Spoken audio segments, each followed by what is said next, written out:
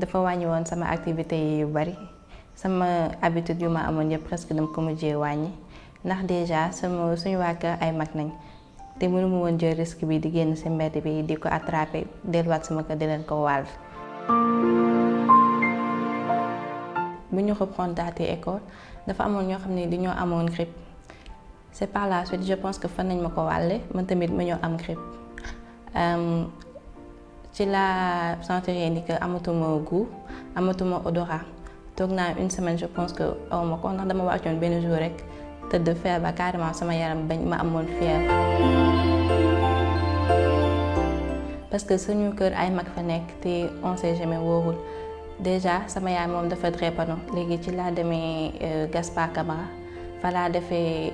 test Covid bi après ñu ne ma da ngay toog 24 heures xaw ma 48 heures pour test yi yéen. def vaccin bi ne veut pas dire ni que doo leen attraper Covid bi moo tax ma leen di ñaax ngeen di respecter mesures barrières yi di ko suivre à la lettre pour aar seen bopp aaraale seeni waa njaboot.